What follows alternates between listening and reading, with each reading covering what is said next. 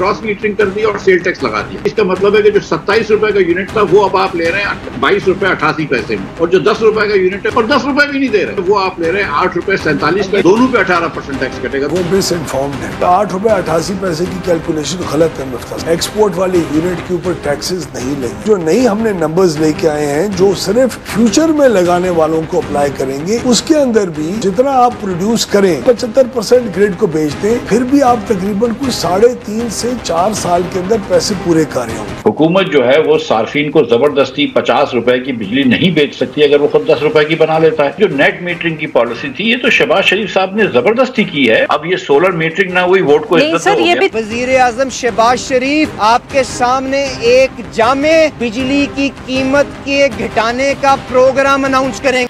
Welcome to news wise, मैं हूं आरिफा नूर। नाज़रीन, आज प्रोग्राम में सबसे पहले हम मईशत की बात करेंगे। एक तरफ तो जैसे हमें बार बार बताया गया और सही भी है, सबका यही ख्याल है कि मुस्तहकम हो गई है हमारी मईशत। जो कुछ हालात या गैर यकीनी की एक सूरत हाल थी कोई 1.5-2 साल पहले, अब वो सूरत हाल नहीं है। हुकूमत के जो IMF से पिछले दिनों में मुज़ाकरात हुए, हमें ये भी बताया गया कि वो भी बहुत कामयाब ही रहे, मगर ये दिलचस्प बात थी कि कोई ऐसा बड़ा मसला तो सामने नहीं आया कि क्या टारगेट्स ऐसे थे जो पाकिस्तानी हुकूमत ने मिस किए जिसकी वजह से IMF की तरफ से खदशात थे, मगर जो फाइनल एक एग्रीमेंट होना था ट्रांच के लिए वो नहीं हुआ।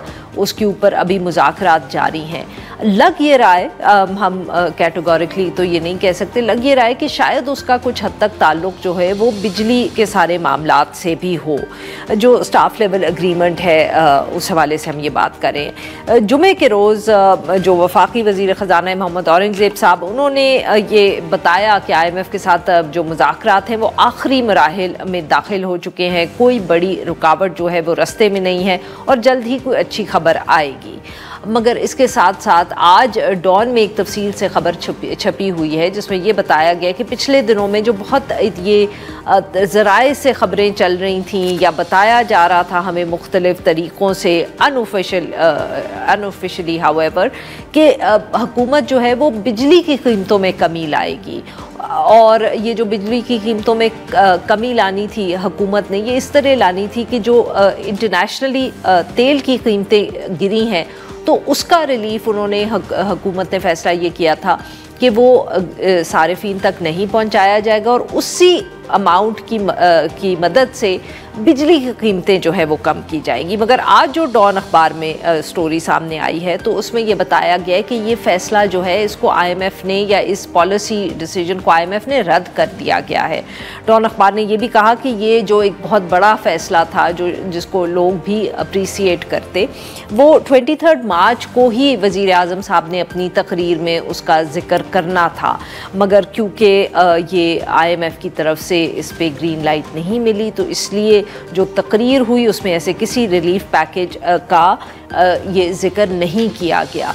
ऑब्वियसली उस तफसील स्टोरी में और भी थी और ये भी बताया गया कि जो IMF है, फॉर एग्ज़ाम्पल एक ऑफिशियल को कोट करते हुए ये बताया गया कि IMF जो कि एक गैर सियासी सॉफ्टवेयर से इन सारे अदाद व शुमार को देखती है, तो उनके ख़याल में ये इशू जो था वो नंबर्स शायद इतने अच्छे या उस तरह काम नहीं कर रहे थे जैसे हुकूमत उसको देख रही थी। उन्होंने उसको एक मुख्तलिफ ज़ाविये से देखना है।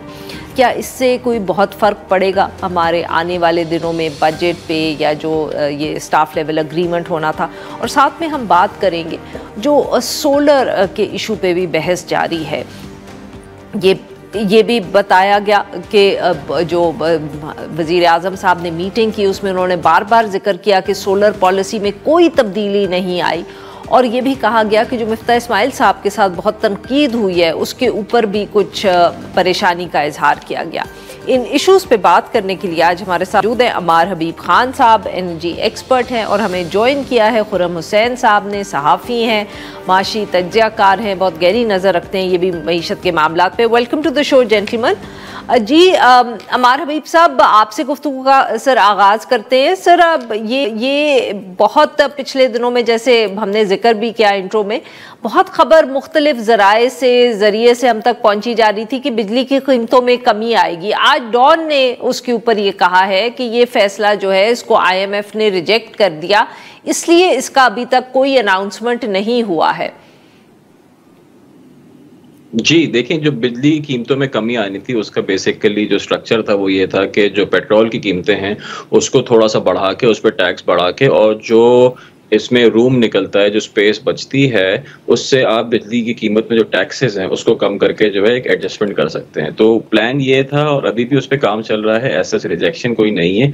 इन चीज़ों में टाइम लगता है, मगर ये किस वक्त होगा ये तो किसी को नहीं पता। मगर ये ज़रूर है कि ये जिस तरह का प्लान था एसेंशियली इसको कहते हैं रेवेन्यू न्यूट्रल प्लान था, कि जो पेट्रोल को बेचने से जो टैक्स जमा होगा दैट वुड बी सफिशिएंट, जो कि बिजली की कीमतें जो हैं उसमें जो टैक्स है वो कम करने से एडजस्टमेंट होगी उससे। सो नेट जो है उसमें हुकूमत को जो है जो रेवेन्यू आ रहा था उसमें कोई कमी नहीं आती, मगर उसमें यह है कि बिजली की कीमतें इस तरह ज़रूर कम हो जाती। तो आप सर आप ये कह रहे हैं कि अभी भी इस पे काम हो रहा है और IMF के साथ इसके ऊपर भी मुज़ाकरात जारी हैं, if I understood you correctly? जी बिल्कुल, दैट इज करेक्ट। बिल्कुल। खुर्रम साहब, आपने अमार साहब की बात सुनी सर के उस पे काम जारी है, मुज़ाकरात जारी हैं, बट सर आप भी इस पे ज़रा कमेंट करिएगा। जो ये रेवेन्यू न्यूट्रल है, माफ़ करिएगा मेरी इतनी बिल्कुल आप दोनों जितनी कोई समझ नहीं है मईशत की, बट कुछ अमार साहब ने जिस तरह के समझाया तो मुझे वो याद आ गया, एक हुकूमत का माजी में भी PDM की हुकूमत का प्लान था कि सस्ता पेट्रोल बेचेंगे जिन लोगों के पास छोटी गाड़ी होगी या मोटर बाइक होगी, और वो भी रेवेन्यू न्यूट्रल ही होना था, क्योंकि उन्होंने कहा था हम ज्यादा पैसे ले लेंगे बड़ी गाड़ी वाले से। Am I wrong to make this parallel sir? नहीं, नॉट रॉन्ग आरिफा, लेकिन पैरेलल एज सच बनता नहीं है यहाँ पे, क्योंकि वो वाला जो प्रपोजल था वो अनइम्प्लीमेंटेबल था, यानी कि उसको वो एक अनरियलिस्टिक किस्म का उसका वर्किंग प्लान बना था। और आपको याद होगा तब हमने भी प्रोग्राम किया था और आके आपकी प्रोग्राम पे मैंने भी कहा था कि ये चीज चलेगी नहीं, क्योंकि ज्यादातर जो पेट्रोल की जो बेचना होता है उसकी शक्ल बिल्कुल मुख्तलिफ होती है बिजली से ना। आप इमेजिन खुद कर ले कि आप पेट्रोल पंप पे अगर आ रहे हैं तो वहां पे जो लड़के खड़े हैं वो खुद सॉर्ट कर रहे होंगे गाड़ी से कि आपको इतने का मिलेगा और उस गाड़ी को इतने का मिलेगा। 2-3 कीमतें आप कैसे ऑपरेट करेंगे एक पंप पे? वो तो बेसिक अकल बताती है कि ये चीज नहीं हो सकती। अलबत्ता ये वाला जो प्रपोजल है कि पेट्रोल के टैक्सेस जो हैं उनको बढ़ा दिया जाए और प्राइस को स्टेडी रखें, और जो से सेविंग होगी उस सेविंग से आप बिजली की कीमत को कम कर दें इंस्टेड, ये वर्केबल है। इसमें नहीं लगता कि कोई इम्प्लीमेंटेशन जो है, क्योंकि एक यूनिट जो बिजली का बिक रहा होता है वो तो गवर्नमेंट के अपने हाथ में होता है डायरेक्टली, इंक्लूडिंग के बिजली भी डिफरेंट प्राइस पे डिफरेंट यूजर्स को बिकती है। अगर आप लाइफ लाइन कंज्यूमर है तो आपको एक प्राइस मिल रही होगी, अगर आप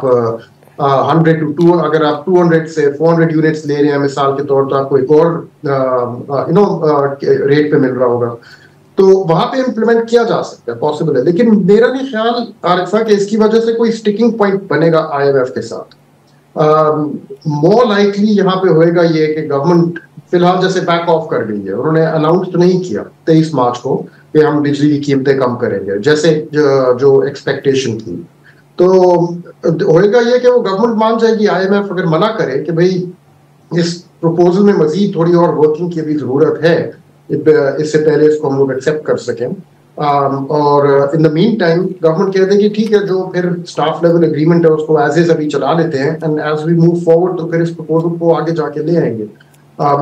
इसमें जरूरी नहीं है कि इसकी वजह से पूरा रिव्यू जो है वो फंस जाए।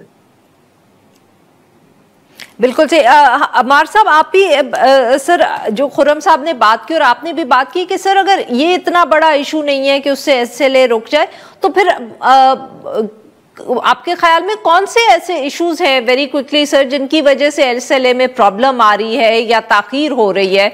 अगर प्रॉब्लम का लफ्ज हम कहें कि वो इस्तेमाल नहीं करना भी चाहिए। पिछले 2-2.5 साल के मुकाबले में अगर हम देखें तो ये सबसे आसान रिव्यू होगा, क्योंकि काफ़ी हद तक जो हालात बेहतर हो गए हैं, और ऐसा कोई पॉइंट नहीं है कि जिसकी वजह से SLA में कोई बहुत ज़्यादा ताख़ीर हो। जैसे खुर्रम ने बोला, कुछ छोटी मोटी चीज़ें होंगी, कुछ चीज़ें रह जाती हैं, वो फिर अगली दफ़ा कवर हो सकती हैं, SLA के बाद भी हो सकती हैं, मगर ऐसा कोई मेजर चीज़ मैं नहीं समझता कोई जो है पेंडिंग होगी जिसकी वजह से बहुत ज़्यादा डिले हो उस पर। बिल्कुल ठीक जी। नाज़रीन, यहाँ पे लेते हैं हम एक छोटी सी break. Will be right back.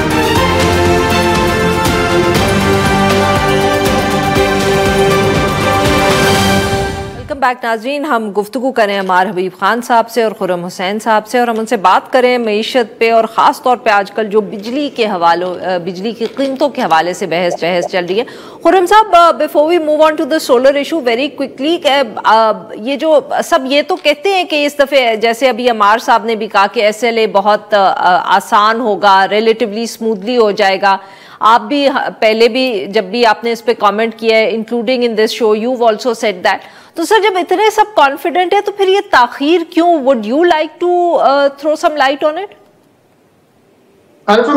देखिए, मेरे पास कोई सच डायरेक्ट इनसाइड लाइन नहीं है जिसको मैं कोट कर सकता हूँ, लेकिन मैं कोई तकरीबन 25 सालों से IMF प्रोग्राम्स जो हैं पाकिस्तान के, उनको फॉलो करता आ रहा हूँ। तो कुछ हद तक इतनी समझ हो गई है कि क्या चीज कैसे हो रही है। यहाँ पे मुझे ये लग रहा है कि बेसिकली रेवेन्यू फिगर्स के ऊपर कुछ इशू थी। जो इतना बड़ा एक रेवेन्यू गैप, 600 अरब रुपए से ज्यादा बड़ा रेवेन्यू गैप आया हुआ है मौजूदा माली साल में, उसको किस तरह से पूरा किया जाएगा, किस हद तक किया जा सकता है पूरा। और एक दफा जब वो सॉर्ट आउट हो गया था, तो फिर सर्कुलर डेट को काबू में रखने के लिए एक प्लान जो IMF बहुत सालों से मांग रहे हैं, सिर्फ इस प्रोग्राम में नहीं, लेकिन आई थिंक तकरीबन हर प्रोग्राम में, कोई 2008 के बाद जितने आए हैं सब में, या 2013 के बाद जो आए हैं सब में ही मांग रहे हैं। उस पर कुछ ना कुछ तो हुई होगी गुफ्तगू, लेकिन मेरा नहीं ख्याल कोई इतना बड़ा स्टिकिंग पॉइंट वहां पे निकला होगा। लेकिन as far as I can tell, मामले अब हो चुके हैं। जैसे हमारे ने कहा है, पिछले 2-2.5 सालों में जितने हमने प्रोग्राम्स देखे हैं, सबसे स्मूथ रिव्यू तो ये लग रहा है। आई थिंक आने वाले दिनों में आ जाएगा स्टाफ लेवल एग्रीमेंट।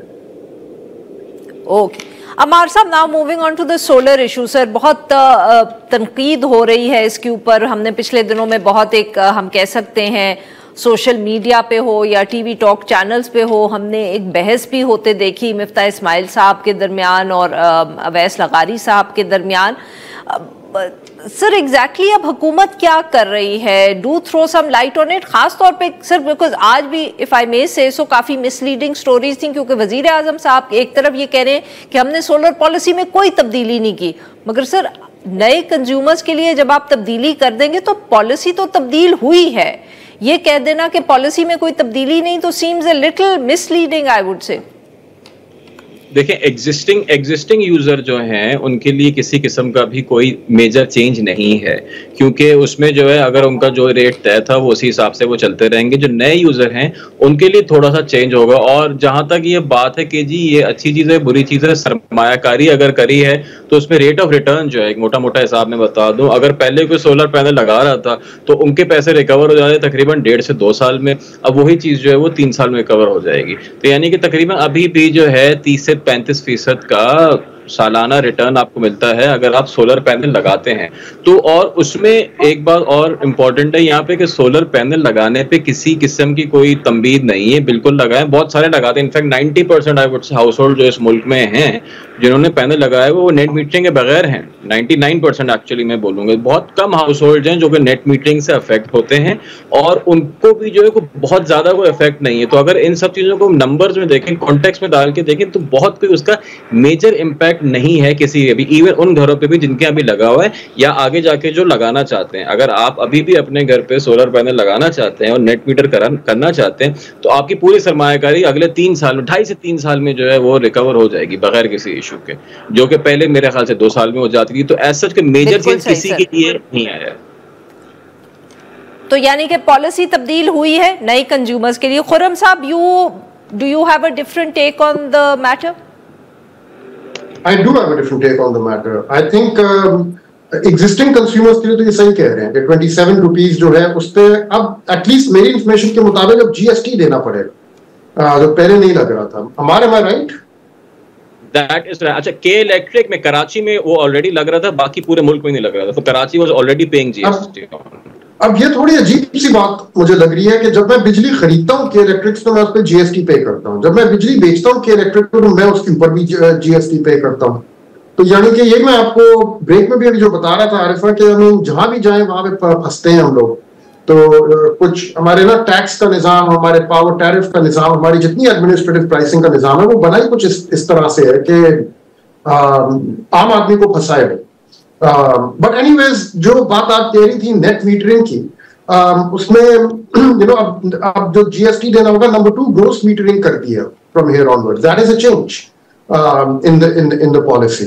तो आई थिंक उसमें कराची वाले शायद कम इम्पैक्ट हो, लेकिन बाकी जो अप कंट्री लोग हैं उनको उनके ऊपर आएगा इम्पैक्ट। दौर, Faisalabad, Peshawar, I mean everywhere outside Karachi, and उनका जो बायबैक रेट है वो इम्पैक्ट होगा, इससे वो कम होगा। मैंने खुद ये सारी कैलकुलेशंस नहीं की, लेकिन जो डिबेट चल रही थी मिफ्ता इस्माइल और अवैस लगारी के दरमियान, उसमें मिफ्ता जो फिगर्स कोट कर रहे थे वो तो कोई 20, वो कह रहे थे 27 से आपका 22 रुपीज पे आ जाएगा बायबैक रेट जो है। That is a change in the policy. But in any case, यहाँ पे जो चीज खास एक मुझे जो लग रही है ना, आई मीन बहुत बातें इसमें कही जा सकती हैं, क्योंकि आरिफा कुछ अभी यूटिलिटी स्केल पावर प्लांट्स हैं, जैसे कायदे-ए-आज़म सोलर प्लांट है, उनका जो सोलर टैरिफ है दैट इज क्लोज टू 50 रुपए, 49 रुपीज उनको मिल रहे हैं। जो पावर प्लांट्स 2016 की पॉलिसी के अंदर आए थे सोलर पे, उनको तो डॉलर इंडेक्सेशन मिली थी अपनी इन्वेस्टमेंट पे, तो उनका जो टैरिफ है, जैसे जैसे डिवैल्यूएशन हुई है तो उनका टैरिफ उसी तरह इंक्रीज हुआ है। हम लोग जो 2018 की पॉलिसी में आए थे, हमें तो कोई डॉलर इंडेक्सेशन नहीं मिली थी, तो हमें कहा जा रहा है आपको तो अभी भी 27 रुपीज मिलेंगे, लेकिन 27 रुपीज तब के और आज के उनमें बहुत बड़ा फर्क है। तो बट ठीक है, मैं ये नहीं कह रहा कि आप हमें भी डॉलर इंडेक्सेशन दें, मैं सिर्फ भी कह रहा हूं कि आई थिंक काफी हद तक जो नेट मीटरिंग और जो होम सोलर यूजर्स हैं उनके साथ काफी बुरा हुआ है ऑलरेडी, और अब वो मजीद और बुरा करने जा रहे हैं। अब उसका जो रेट वो 10 रुपए पे ले आएंगे, और जो लाने वाले हैं विल सी कि उसके बाद कितना रीपेमेंट पीरियड बनता है। जो फिगर्स गवर्नमेंट दे रही है, जो भी हमारे ने भी रिपीट किया कि 1.5 साल था, that's not true. My repayment period was much longer than 1.5 साल। Maybe I overpaid, but जिन लोगों को मैं जानता हूं उनका भी बहुत लंबा था, मच मोर देन 1.5 साल, much more than 2 years as well. 3 से 4 साल तो ऑलरेडी लग रहे थे to repay under the old tariff. We'll see. I think अब नए टैरिफ में तो जो रियल फिगर होगा रीपेमेंट पीरियड का, it will be much longer than what government is saying. जो 4 साल वो कह रहे हैं, it will be much longer than that. I think overall इनकी मोटिवेशन यही है कि कोई चीज हो रही है जो जिसका इन्होंने प्लान नहीं किया था, इनको तब ये पॉलिसी लाते हुए अंदाजा नहीं था कि इतना बड़ा रिस्पॉन्स इस पे एकदम से आएगा। अब उसको काबू करने की वो कोशिश कर रहे हैं, and as a result they are trying to hold back a revolution that is changing power generation and consumption everywhere else in the world. लेकिन यहाँ पे उसको रोकने की कोशिश कर रहे हैं। That's the perception I have.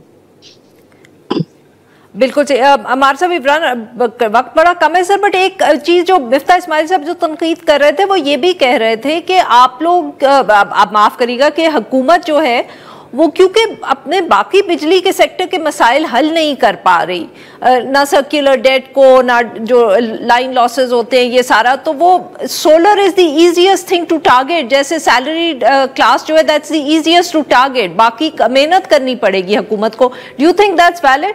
Very quickly sir, we are running out of time.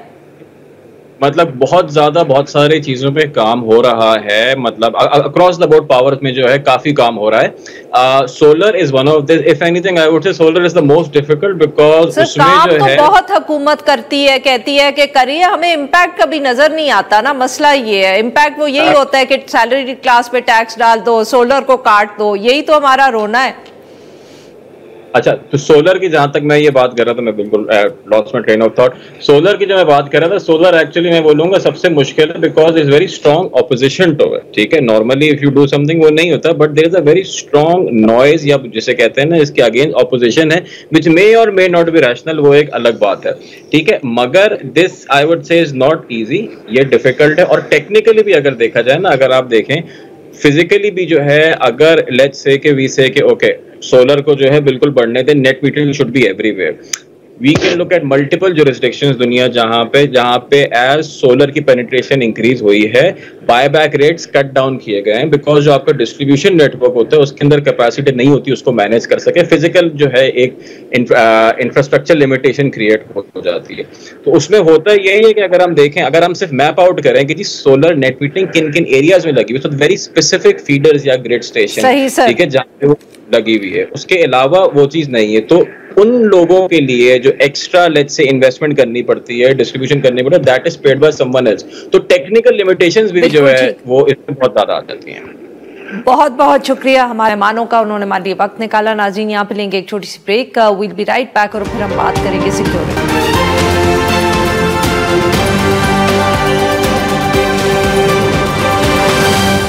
Afghanistan के साथ 2200 किलोमीटर की मेरे सूबे की एक बॉर्डर है, इसलिए 2 सुपर पावर को शिकस्त दी है। ये कोई कच्चे के डाकू नहीं है या ये कोई मोबाइल स्नैचर्स नहीं है, आपको मजाक लग रहा है। यहाँ पर आप बगैर मुज़ाकरात किए अफगानिस्तान के साथ इस खित्ते में अमन की बहाली नहीं कर सकते।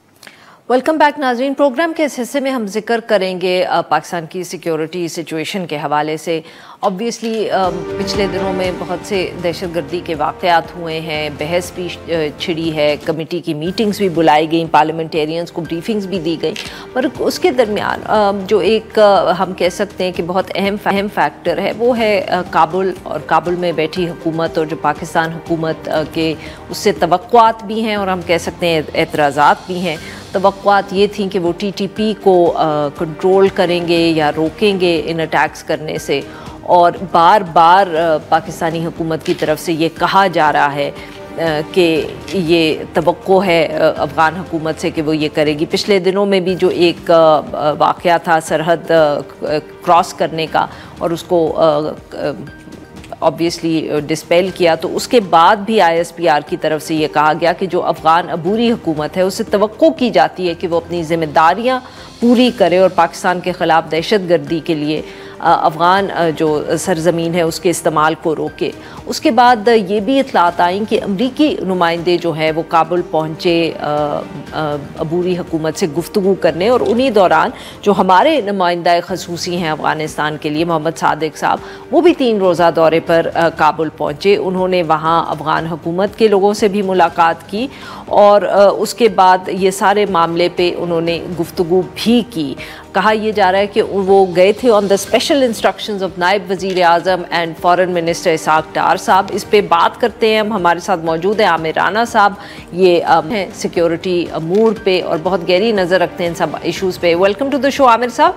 जी आमिर साहब, सादिक साहब का दौरा अफ़गानिस्तान का अहम कोई ब्रेक थ्रू, कोई इसका कॉन्टेक्स्ट भी हमें बताएं सर। देखिए, ये पहला दौरा तो सादिक साहब का जो दोबारा चार्ज लेने के बाद वो एक तनाज़े की नज़र हो गया था एयर स्ट्राइक्स की वजह से। उस वक्त भी वही बातें हुई थी जो इस मरतबा हुई है, और इस मरतबा जो है वो काफ़ी अरसे से बैकडोर बातचीत चल रही थी दोनों तरफ से, तो कुछ ऐसी तवक्को थी कि कुछ चीज़ें आगे बढ़ेंगी। एक बड़ी अहम पेशरफ्त है वो ये कि अब दोनों मुल्कों के दरमियान आला सतही जो है वफूद का तबादला होगा, जिसमें मिनिस्टर लेवल के होंगे। मेरा ख्याल है कि सबसे अहम पेशरफ्त यही है। बाकी उसमें वही है कि TTP के लिए वक्त मांगा है फिर, और उन्होंने कहा है जी कि अगर TTP का मसला इतना आसान होता है तो आप पाकिस्तान खुद ही इसको काफ़ी अर्से पहले हल कर चुका होता है, तो वो टाइम मांग रहे हैं और बार बार यही टाइम मांगते हैं। लेकिन पाकिस्तान की पोजीशन ये है कि टाइम तो ठीक है, उसके ऊपर तो बातचीत हो सकती है, लेकिन मसला ये है कि इस वक्त जो कुव्वत है तालिबान की TTP की वो तो अफगानिस्तान में है, और इसके तो बहुत वाज़ेह शाहिद है कि TTP को जो ह्यूमन रिसोर्स असला भी जो है वो तालिबान का मिल रहा है। वो तालिबान जो पहले लड़ते रहे नाटो के ख़िलाफ़, तो अब वो बहुत सारे ऐसे हैं जो अकोमोडेट नहीं कर सके हैं तालिबान, तो अब उन्होंने TTP को ज्वाइन कर लिया है। और तालिबान के लिए ये बड़ी अहम बात है, और उनके लिए कि ये जो उनके फाइटर्स हैं जिनके लिए वो जॉब्स नहीं हैं, तो वो कम से कम TTP को ज्वाइन कर रहे हैं, जो उनके नज़रियाती दोस्त हैं, दाइश में नहीं जा रहे, उसके लिए ख़तरा नहीं बन रहे। तो उनके लिए उसके कई फ़ायदे हैं। TTP के अपने अंदरूनी सिक्योरिटी के कॉन्टेक्स्ट के अंदर भी यूटिलिटी है TTP की, पाकिस्तान के कॉन्टेक्स्ट में भी मनूवरिंग करने के लिए, पाकिस्तान पर दबाव रखने के लिए, तो ये खासे उसमें काफ़ी टाइम लेगा इस मसले को हल होने में। लेकिन एक चीज़ ये मेरा ख्याल है कि बड़ी इम्पोर्टेंट है जब हम मुख्तलिफ के तनाज़ात को देख रहे होते हैं बलूचिस्तान इसमें, कि TTP के मसले ने इवेंचुअली हल होना है कुछ सालों में। अब ये पाकिस्तान अफगानिस्तान की कोऑपरेशन पे है, ये 5 साल में हो 10 साल में हो, इसलिए होना है। लेकिन असल चैलेंज हमारे सामने वो बलूचिस्तान में रहेगा, बलूचिस्तान का। अच्छा सर, ये बताइएगा कि ऑब्वियसली एक हमारी तरफ से अगर हम कह सकते हैं कि मेन मसला काबुल के साथ ताल्लुकात में टेररिज्म का है, तो एक दूसरा जो ये अफ़गान रेफ्यूजीज़ का है, ये भी बहुत अहमियत हम कहते हैं अहम बनता चला जा रहा है, क्योंकि उसके ऊपर अफ़गान हुकूमत ने पब्लिकली हमें 1-2 मरतबा पाकिस्तानी हुकूमत को कहा है कि आप ये जो डेडलाइंस हैं इसमें कुछ फ्लेक्सिबिलिटी लाएं। डू यू थिंक कि ये एक ऐसा इशू है, क्योंकि इल्ज़ाम ये लगता है कि इस्लामाबाद इसको इस्तेमाल कर रहा है कि टू प्रेशर काबुल, क्या इसको हम जोड़ सकते हैं इस तरह जो ये टेररिज्म का मामला है उससे? देखिए, एक कॉन्टेक्स्ट तो है, और जिस वक्त ये पॉलिसी पिछले 2 साल पहले जब ये बन रही थी रेफ्यूजीज के ऊपर, तो एक पूरा एक पॉलिटिकल कॉन्टेक्स्ट उसका था कि तालिबान के ऊपर दबाव डाला जाए और उससे मजबूर किया जाए कि वो जो पाकिस्तान के उनसे डिमांड्स हैं दहशतगर्दी और इससे बाकी कुछ और इश्यूज के साथ, तो उसको ज़रा थोड़ा सा कंसीडर करें और नरम कोशा दिखाएं। तो वो भी उसका है, लेकिन एक और इसका पहलू भी है, ख़ास तौर पे इस्लामाबाद और पिंडी से निकालने वाली बात है वो, क्योंकि सिक्योरिटी के जो हमारे इदारे हैं, ख़ास तौर पर पुलिस, उसमें इतनी कैपेसिटी नहीं है कि इनको एक तो सर्वेलेंस रख सके और उनको देख सके कि ये ऐसी स्पेसिस जो इनकी बन गई हैं वो रह कैसे रहे हैं, उसमें दहशतगर्द हैं या नहीं है। और दहशतगर्दी से ज़्यादा मेरा ख्याल है वो उनका कंसर्न ये है कि ये लोग जो है एंटी पाकिस्तान सेंटीमेंट इनके अंदर होते हैं, और ये जो सोशल मीडिया पे कैंपेन्स हैं रियासत के ख़िलाफ़, रियासती इदारों के ख़िलाफ़, उसमें ये इनका रोल है, PTI के साथ लिंकेजेस हैं। तो ये मल्टीपल इंटरनल फैक्टर्स हैं पिंडी इस्लामाबाद से निकालने के। प्राइमरीली इसको कंसीव उसी पैराडाइम में किया था जिसकी तरफ आपने इशारा किया। बिल्कुल ठीक, बहुत बहुत शुक्रिया आमिर साहब, आपने वक्त निकाला। नाजरीन, यहाँ पे लेंगे एक छोटी सी ब्रेक, और जब हम ब्रेक से वापस आएंगे तो हम बात करेंगे एक सहाफ़ी फरहान मलिक साहब जिनको अरेस्ट किया गया गुज़िश्ता दिनों में कराची से।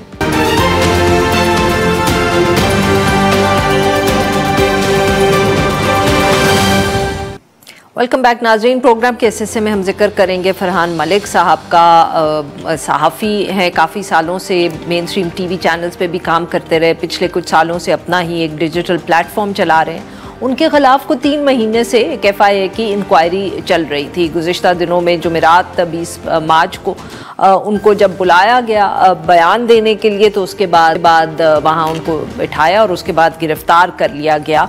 4 रोज़ा जिस्मानी रिमांड भी उनका दे दिया गया है, और उनके घर वालों के बकौल अभी तक कोई चार्जशीट तहरीरी नहीं दी गई और ना भी बताया गया है कि गिरफ्तारी की क्या वजह है। इस पर बात करेंगे हम अब्दुल मुईज़ जाफरी साहब से, ये वकील हैं फरहान मलिक के। Welcome to the show Jafri sahab. Jafri साहब, ये क्या मामला है? इंक्वायरी चल रही थी जैसे कि बताया जा रहा है, तो कुछ तो उसमें बताया होगा कि इल्जामात क्या थे, या जिसके पीछे उनको बुलाया जा रहा था, या सवालात भी पूछे जा रहे थे? जी आरफा साहब, बहुत शुक्रिया, आपने मौका दिया। नवंबर 8 को गालिबन पहला नोटिस आया था यानी इंक्वायरी का। उस वक्त उनके रफ्तार के यूट्यूब चैनल का लिंक लिखा हुआ था, और ये हमें खदशा था कि इनको तंग करने के लिए और हरासा करने के लिए ये, क्योंकि मैसेज नोटिस आया है। उस ज़माने में अदालतें जो हैं उनका कुछ और मेकअप था। उनके सामने हम गए और उनको प्रोटेक्शन मिली थी, जिसके बाद फरहान साहब जो हैं वो इस कॉल अप नोटिस को अटेंड करने गए।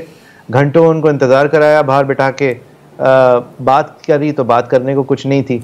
फिर और बुलाया तो उनको बताया गया कि भाई आपकी ये वेबसाइट है, उस पर ये 6 वीडियोज़ हैं, कुछ वीडियोज़ आइडेंटिफाई किए।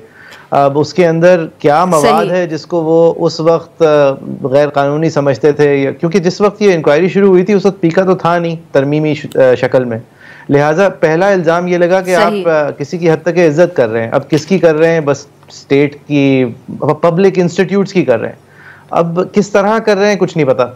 अब आप सोचें कि अगर 3 महीने मिले आपको इंक्वायर करने के, बल्कि 4 महीने आप समझ लें, उन 4 महीनों में आपने इस एक लाइन से ज़्यादा कोई इजाफा कर लिया होगा, लेकिन नहीं, जब अरेस्ट कर लिया, क्योंकि ये इनका जो प्रोटेक्शन का केस था वो रेगुलर बेंचेस से कॉन्स्टिट्यूशनल बेंचेस के सामने मेरे कहे बगैर और मुझे 1 दिन से ज़्यादा की इत्तला के बगैर जब लग गया, और वहाँ पे जब ये प्रोटेक्शन चली गई और अगले ही दिन फिर FIA जो है वो उनको दावतें देने आ गई, तो उस वक्त भी अरेस्ट भी करने के बाद सवाल आज तक उनसे कोई एक भी तुक्का नहीं हुआ है कि ये XYZ क्लेम है आपकी, फला मिनट से फला मिनट तक है, इसके हवाले से हम समझते हैं कि X अट्रैक्ट होता है या Y अट्रैक्ट होता है। अच्छा, इस दौरान में पीका का एक्ट आ गया, तो अब FIR में पीका के 3 सेक्शन लगा दिए हैं।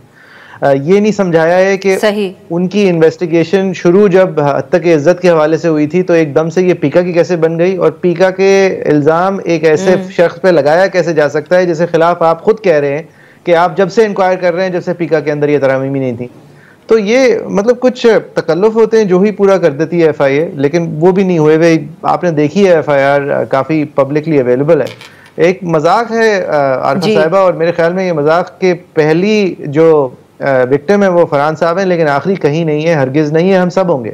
ये कवानीन जब इस तरह के बनाए जाते हैं, इतने वेग और आर्बिट्ररी बनाए जाते हैं, तो मेरी अभी एक वकील से बात हो रही थी जिसने देखा कि एक पहला जर्नलिस्ट हज़फ जो है वो तो फरहान साहब बने हैं, लेकिन जैसे ही पीका ये 28-29 जनवरी से आया है, जब से कई सारे ऐसे लोग हैं जो फेमस नहीं हैं, जिनको पीका की जद में सही या गलत ऑलरेडी लाया जा चुका है, जिसमें से एक आदमी का मुझे एग्जाम्पल दिया मेरे एक साथी वकील ने कि जो उनके क्लाइंट हैं, कि उनका एक ज़मीन का तनाज़ा है, जिन लोगों के साथ ज़मीन का तनाज़ा है वो शायद मुल्क में नहीं है या कहीं और है, तो उन्होंने उसकी एक फेक ट्विटर अकाउंट बनाई, उससे उसने रियासत के चंद एहलकारों को, स्टेट और नॉन स्टेट एक्टर्स के हवाले से कई नामुनासिब ज़बान इस्तेमाल करके ट्वीट्स की उसके नाम की अकाउंट से। उस अकाउंट के 3 फॉलोअर 4 फॉलोअर हैं, वही आपस में खुद, और फिर उन ट्वीट्स की स्क्रीनशॉट्स लेके FIA को कंप्लेन कर दी, तो वो आदमी वो भी डिटेन्ड है।